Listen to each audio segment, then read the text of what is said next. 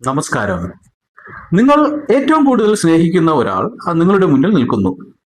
അവരുടെ ശബ്ദം, വസ്ത്രം, മുഖം എല്ലാം അതുപോലെ തന്നെ ഉണ്ട്. പക്ഷെ നിങ്ങളുടെ മനസ്സ് പറയുന്നു ഇത് ആ വ്യക്തിയല്ല, ഇത് ഒരു ആൾമാറാട്ടക്കാരനാണ്. ലോകത്തിലെ ഏറ്റവും വിചിത്രമായ ക്യാപ്ഗ്രാസ് സിൻഡ്രത്തെ കുറിച്ച് നിങ്ങൾക്കറിയാമോ? ഇന്ന് നമ്മൾ ചർച്ച ചെയ്യാൻ പോകുന്നത് ക്യാപ്ഗ്രാസ് സിൻഡ്രത്തെ കുറിച്ചാണ്. ആദ്യം ഒരു കഥ പറഞ്ഞു തുടങ്ങാം. 30 വയസ്സുള്ള രാഹുൽ തലക്കേറ്റ ഒരു വലിയ അപകടത്തിന് ശേഷം ആശുപത്രി വാസം കഴിഞ്ഞ് വീട്ടിൽ തിരിച്ചെത്തിയതാണ്. അവന്റെ അമ്മ പ്രഭ രാഹുലിനുള്ള ചായയുമായി വന്നു. അപ്പോൾ രാഹുലിന്റെ ആത്മകഥം ഇങ്ങനെയാണ് തന്റെ അമ്മയെ നോക്കിക്കൊണ്ട്: ഈ സ്ത്രീയെ കാണാൻ എന്റെ അമ്മയെ പോലെ ഉണ്ടല്ലോ. അമ്മ ധരിക്കുന്ന അതുപോലുള്ള വളകൾ, അതുപോലുള്ള വസ്ത്രധാരണ രീതി, കൊണ്ടുവന്ന ചായയ്ക്കും അമ്മ ഉണ്ടാക്കുന്ന അതേ ചായയുടെ രുചി. പക്ഷേ ആ കണ്ണുകളിലൊക്കെ നോക്കുമ്പോഴത്തേക്കും രാഹുലിന് അമ്മയോടുള്ള വാത്സല്യം തോന്നുന്നില്ല, അതിൽ സ്നേഹമില്ല. അവൻ വിശ്വസിക്കുകയാണ് ഇത് എന്റെ അമ്മയല്ല, ഇത് വെറുമൊരു പകർപ്പ് മാത്രമാണ്, അമ്മയുടെ പകർപ്പ്, എന്റെ യഥാർത്ഥ അമ്മയല്ല. പ്രഭ രാഹുലിനെ ആഹാരം കഴിക്കാൻ വിളിച്ചു. എന്നാൽ രാഹുൽ വിസമ്മതിച്ചു.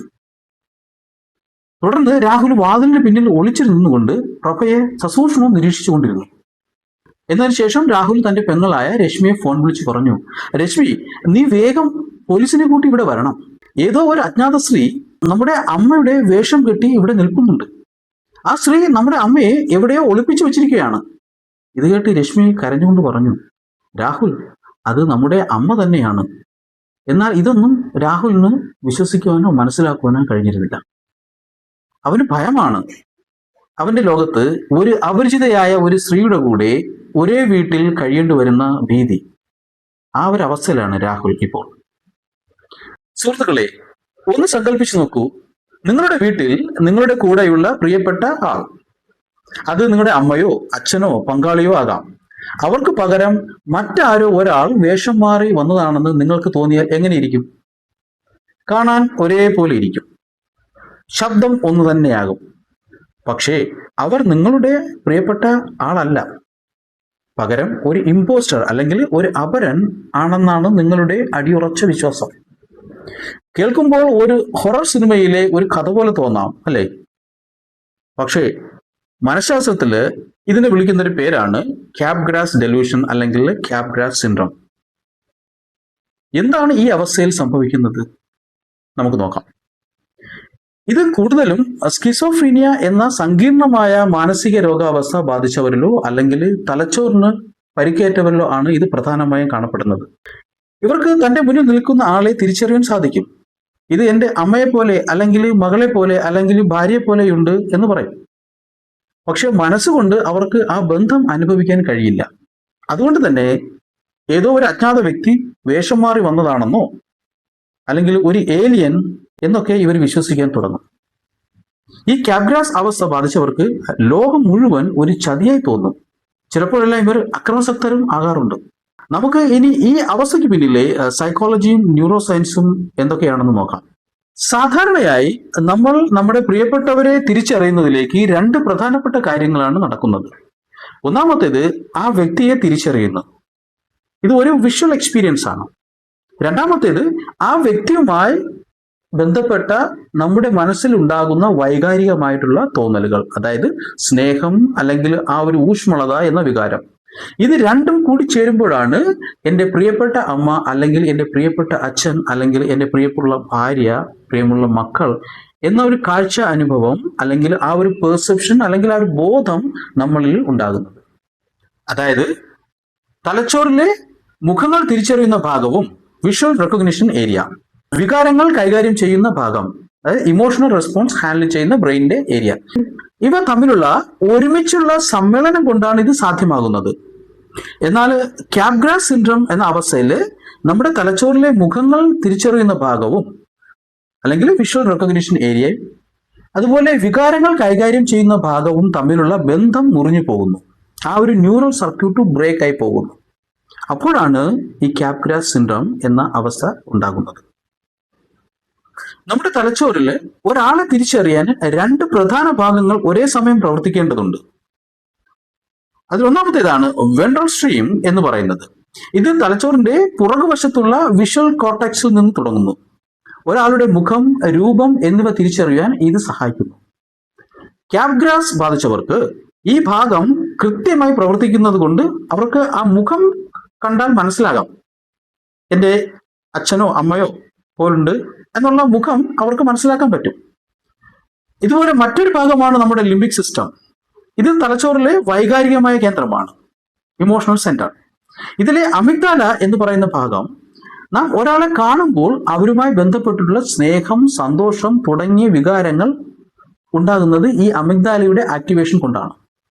എന്നാൽ ക്യാപ്ഗ്രാസ് രോഗികളിൽ ഈ രണ്ട് ഭാഗങ്ങളെ തമ്മിൽ ബന്ധിപ്പിക്കുന്ന നാഡീവ്യൂഹങ്ങൾ, ന്യൂറൽ പാത്വേ മുറിഞ്ഞു പോകുന്നത് കൊണ്ട് അവർക്ക് മുഖം കാണാൻ കഴിയുന്നുണ്ടെങ്കിലും ആ വ്യക്തിയോടുള്ള സ്നേഹം അനുഭവപ്പെടുന്നില്ല.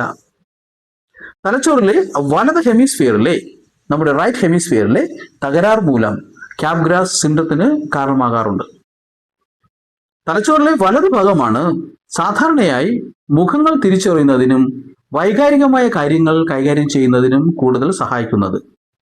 ഈ ഭാഗത്തുണ്ടായേക്കുന്ന ചില പരിക്കുകൾ, ട്യൂമറുകൾ അല്ലെങ്കിൽ പക്ഷാഘാതം, സ്ട്രോക്ക് എന്നിവ ഈ ക്യാപ്ഗ്രാസ് ഡെലൂഷന് കാരണമായേക്കാം.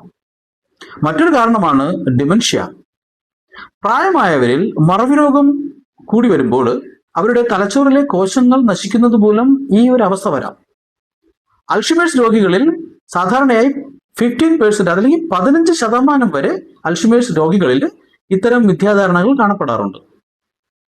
സ്കിസോഫ്രീനിയ എന്ന രോഗമുള്ളവരിൽ തലച്ചോറിലെ ഡോപ്പമിൻ അളവിൽ വരുന്ന മാറ്റങ്ങൾ മൂലം യാഥാർത്ഥ്യബോധം നഷ്ടപ്പെടുകയും ഇത്തരം വിചിത്രമായ വിശ്വാസങ്ങൾ ഉണ്ടാവുകയും ചെയ്യുന്നുണ്ട്. നമ്മുടെ തലച്ചോറ് ഒരു കമ്പ്യൂട്ടർ നെറ്റ്വർക്ക് പോലെയാണ്.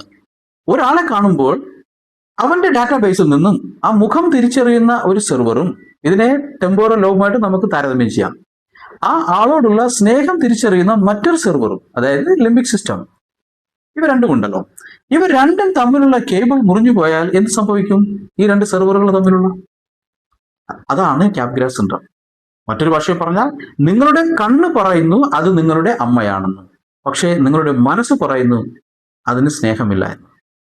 ഈ വൈരുദ്ധ്യം പരിഹരിക്കാൻ തലച്ചോറ് കണ്ടുപിടിക്കുന്ന ഒരു നുണയാണ്, അല്ലെങ്കിൽ തലച്ചോറ് മെനഞ്ഞുണ്ടാക്കുന്ന ഒരു കഥയാണ് അവർ വേഷം മാറി വന്ന ആരോ ഒരാൾ, അല്ലെങ്കിൽ ഒരു റോബോട്ട്, അല്ലെങ്കിൽ ഒരു ഏലിയൻ എന്നൊക്കെയുള്ള ആ ഒരു മിഥ്യാധാരണകൾ.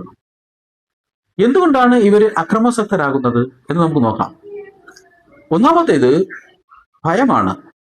തൻ്റെ പ്രിയപ്പെട്ടവരെ ആരോ തട്ടിക്കൊണ്ടുപോയി എന്ന് വിശ്വസിക്കുന്നതിനാൽ മുന്നിൽ നിൽക്കുന്ന ആൾ തന്നെയും ഉപദ്രവിക്കും എന്നിവർ പേടിക്കുന്നു, ഭയക്കുന്നു. രണ്ടാമത്തേതാണ് ഇവർക്ക് മനുഷ്യത്വം ഇല്ലാതാകുന്നു, ഡീഹ്യൂമനൈസേഷൻ. മുന്നിൽ നിൽക്കുന്നത് ഒരു മനുഷ്യനല്ല, മറിച്ച് ഒരു റോബോട്ടോ അല്ലെങ്കിൽ ഒരു പിശാചോ എന്നൊക്കെ ഇവർ വിശ്വസിക്കുമ്പോൾ അവരെ ഉപദ്രവിക്കാൻ ഇവർക്ക് മടി തോന്നത്തില്ല. കാരണം മുന്നിൽ നിൽക്കുന്നത് റോബോട്ടല്ലേ, അവരൊരു മനുഷ്യനല്ല. അപ്പോൾ അക്രമത്തിന് ഒരു മടി തോന്നത്തില്ല. മൂന്നാമത്തേതാണ് സത്യാവസ്ഥ അറിയുവാനുള്ള ശ്രമം, അല്ലെങ്കിൽ തെളിവിന് വേണ്ടിയുള്ള ശ്രമങ്ങൾ. ചില കേസുകളിൽ തന്റെ മുന്നിൽ നിൽക്കുന്ന വ്യക്തി അത് ഒരു റോബോട്ടാണെന്ന് ഇവർ വിശ്വസിക്കുകയാണെങ്കിൽ, റോബോട്ടാണെങ്കിൽ ശരീരത്തിനുള്ളിൽ വയറുകളും മെറ്റൽ ഒബ്ജക്ട്സും ഒക്കെ കാണുമല്ലോ, അതിനുവേണ്ടി, ആ തെളിവിന് വേണ്ടി ഇവർ ചിലപ്പോൾ ശരീരം കീറി മുറിക്കാൻ പോലും ശ്രമം നടത്താറുണ്ട്. ക്യാപ്ഗ്രാസ് സിൻഡ്രോം ബാധിച്ചവര് എപ്പോഴും അക്രമാസക്തരാകണമെന്നില്ല, എന്നാൽ ചിലപ്പോൾ അത് ദാരുണമായ കൊലപാതകങ്ങളിലേക്ക് നയിക്കാറുണ്ട്. ഇതിൽ ഏറ്റവും പ്രശസ്തമായ ഒരു കേസാണ് 2011 വെയിൽസിൽ നടന്ന ഒരു സംഭവം.